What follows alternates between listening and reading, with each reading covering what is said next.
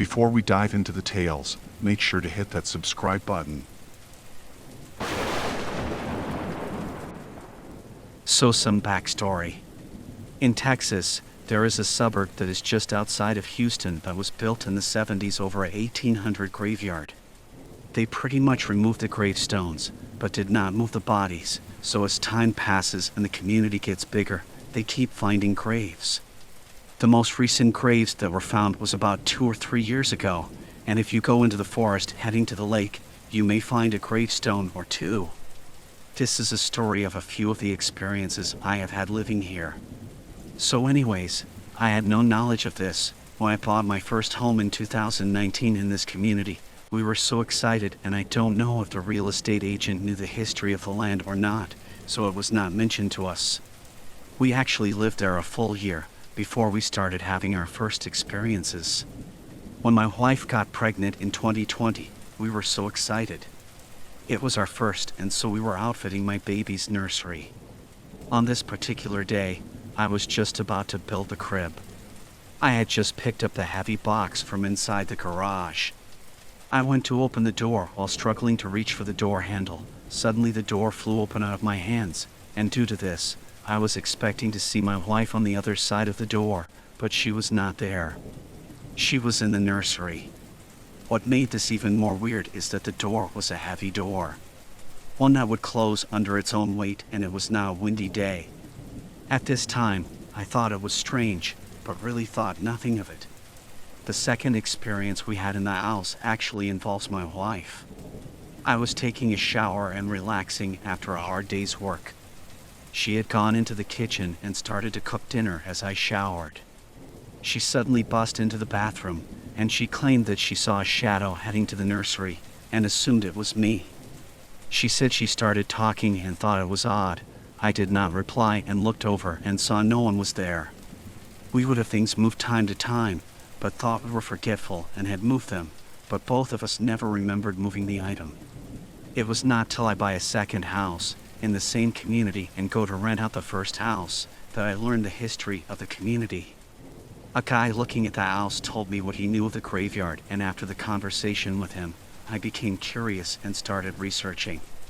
Even finding an Unsolved Mysteries episode about the community and the experiences the first people of the community had, as well as all the lawsuits that happened. For those wondering, the buyers of the homes lost the cases due to the fact the graveyard was considered abandoned when the developer took over, so there were no liability on them. Or so if I understand what I read correctly. Skipping to the next house, it started activity immediately. At this point of time, I have a 6-month-old toddler. My wife, myself, and the toddler were in the living room. My newborn was sleeping in the master. Suddenly, a playpen ball flew out of our master and hit the wall. We both tried to figure how that could have happened. We looked at air conditioning, if a toy was nearby that could have launched the ball. Nothing. We could not explain how the ball was thrown that hard against the wall. The weirdest thing that happens at 3 a.m. without fail. My 2-year-old daughter, who is autistic, wakes and wants to sleep with us. Sometimes she seems like she is scared, sometimes she seems like she's normal. Now I don't know if this is learned behavior or something more, but I feel it's worth noting. Time and again, we think we see shadows and dark masses. My wife says she feels uncomfortable in the kitchen. I feel like I see things out of the corner of my eye. Now to be forward, I won't call this paranormal, because this could be my own paranoia and makes me question if the small things I see are just in my head. And if this really is what we speculate, it does not seem malicious. A couple of years ago at university, I decided to join a project group that catered to a niche interest. The group met on Thursday evenings, so I went along for the first time, excited to join. I had a pretty good time and met some nice people. There was one guy sitting near me who did not say very much, but kept staring at me while we were working on our project. I did not think much of it, assuming he was just awkward around girls or something, so I tried to be friendly and speak to him the same as I was speaking to the other people in our project group. He still did not really say anything to me. He had just looked at me. but he was working hard on the project, so again I did not think much of it, aside from that you get all kinds of people in the world. At the end of the meet, I said goodbye to the group I had been working with and agreed to see them at the next meetup. I said goodbye to the strange guy as well, since he was standing near me silently with everyone else. Feeling good about the project, I turned away and left the building to walk home.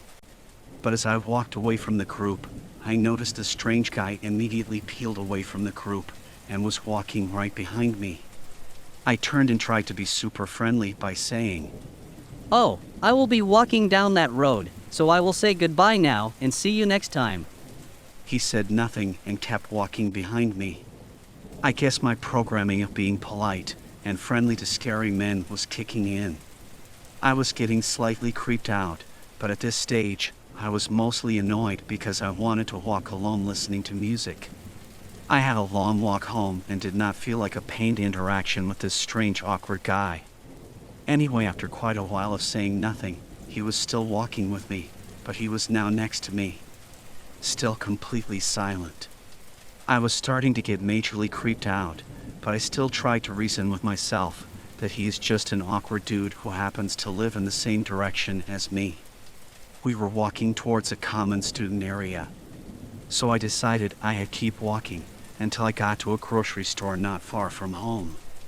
I also considered that should he have bad intentions, I wanted to stay friendly to him so as not to anger him. He continues walking with me in silence, and by the time we reach the grocery store, it's been about 20 minutes. I am thinking I just need to get rid of him by going in here, as he will just continue onto his house, right? Nope. I say, well, I have got to get loads of shopping done, so I'll say goodbye and I go into the store. I see him hesitate at the door, but he says nothing. I go in the store and glance back, and he is still outside the store, but thank God he did not come in with me. So I run around the aisles for a bit to waste time. And then I see him crossing the end of one aisle, inside the store. I grab something random off the shelf to take to the cashier, having some vague plan of telling them what was happening. But being naive, I was still worrying about reading the situation all wrong and getting a poor awkward guy in trouble for nothing. So I did not say anything. While paying the guy, he saw him and waited for me at the exit. I walked past him and this time said nothing at all. I decided to just go straight home, since I lived with male roommates who I thought would be able to help me, and it was the first thing I thought of to do. Probably very stupid to reveal where I lived, but I was freaked out and not thinking. I did not want to use my phone to call anyone, as I was worried it would just make the guy angry to hear me saying I was scared of him. So he continued walking next to me and we power walked to my house. At this point, I realized with shock that none of my roommates would be home at this time, so I was actually alone. The guy was still silent and he actually followed behind me as I walked up the path to my front door. I repeat the next part over and over in my mind for all the things that could have gone wrong and all the possibilities of what could have happened. I decided I had to just get inside and lock the door at any cost, so I thought the best thing to do was shock him. I got my keys ready in my hand and turned them in the lock. Then I turned around and flung my arms around his neck saying, "Thank you so much for walking me home. It was so nice to meet you." And just being really loud and friendly and hugging. It did shock him, and in the next second I had removed myself from him, turned, slipped through the door and slammed it shut. He did not have time to react and I got in safely. After going upstairs, I looked through the window and saw him go back out to the road and just stand there for a bit, then he just walked off back up the road. Goes without saying, I never went back to the project group, and it made me extremely anxious about letting anyone know where I lived. I looked out for the guy constantly, but never saw him again in my road, so for whatever reason he did not come back. Don't know what his intentions were, but it was just bizarre. It made me very vigilant, and overnight I went from naive and friendly to suspicious and private. Hello, I am a 24-year-old female, and I am scared for my mother. Beginning of this year, my mom was vibrant alive, and she had the most bubbly personality. She loved cooking and always wanted to spend time with you. I lived next door at the time, me and my boyfriend. During that time, I would go over to her house and have a drink with her or cook some food. I would not see her for a day or two, but it would never be too long from seeing her. One particular week, I had a friend stay over with my boyfriend and I. It was nice outside, so we decided that we were going to go camping. I went out and bought a tent, told my mom that I loved her and told her where I was going, and we went camping. The next morning, we arrived back home at around noon. I found it odd. I had not heard from my mom. She usually would come and knock on my door or give me a phone call. 2 o'clock rolling around. I take my boyfriend to work, and me and my friend are just sitting at my house, and my sister gives me a phone call. She says, "Have you heard from Mom? I have not heard from her all day." I spoke to her briefly for 4 minutes last night at around 9:30, but she quickly got off the phone with me. She sounded very off and short responses. I brushed it off and did not think anything serious, but I still want to go knock on her door waiting for her happy reply. There was no answer. I shook the door handle and it was locked. I ran to her front door. It was locked. Now let me take you back in a little bit. My mom has an episode of seizure. She is epileptic, so my worst fear, I was thinking maybe she had a seizure while I was gone. So my friend and I started banging on the door, and I had told my friend, "I need you to break down the door now." He did not want to break the door because he did not want her being mad, and then both of us heard her voice.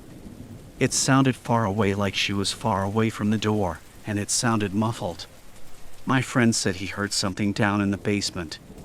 It sounded like my mom. I said there is no possible way she would be down there. Her door is locked and so is her front door. There is no possible way she could be down there, so I bang on the door. Finally, I got a chilling response from my mom when I yelled, "Where are you?" For the last time. Her response was, "I'm in the basement." I panicked. I said there is no possible way she can be down there. So I ran to the back door that leads downstairs to the basement with my friend.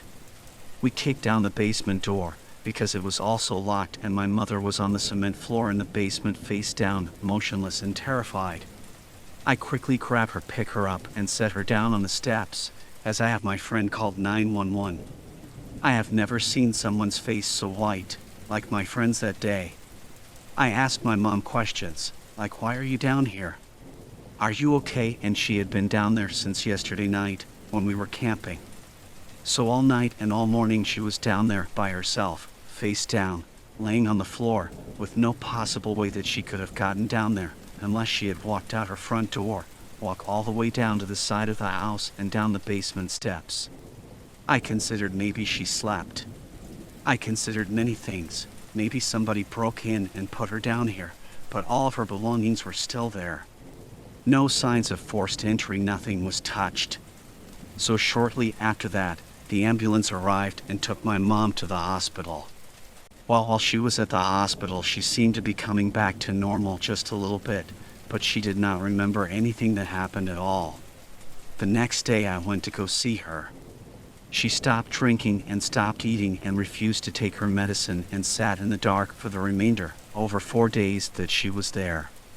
One day when I came back, one of the lights in the hallway were flickering, and as I walked into our room, it was so cold, I had to ask a nurse to come turn the heat on, and the thermostat suddenly was not working.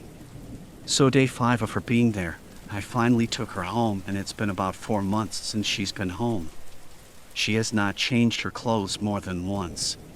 She's only showered once. I had to force her to start eating after she refused to eat for 2 weeks. So now I sit with her and eat with her every day, lunch and dinner and dessert. Making sure she eats and drinks is my main priority, which she has been. We considered maybe she had a concussion and something happened, but her MRI and CAT scan came back clean. They ran several tests and nothing was wrong with her at all. She lacks emotion. Now she sleeps all day and loves to sit in the dark. She barely talks, but a few sentences here and there to me. She slowly is starting to engage a little more with me, but my mother is simply lacking everything that she used to. She won't leave the house, she won't brush her hair, and she makes little whispers every now and again and says things like, "I will be back," and then she will just start staring at the wall. I talked to doctors about it and I tried to get her into a hospital or assisted living, and they sent her home from the hospital because there was nothing wrong with her once again, and assisted living, her insurance did not cover it. Though I did not want her to go there because people usually have bad experiences there. I considered maybe my mom has Alzheimer's, but it's so weird and convenient that it happened directly after the basement incident. The house I live in is an old funeral home. It's 132 years old. That's what my mom has told me.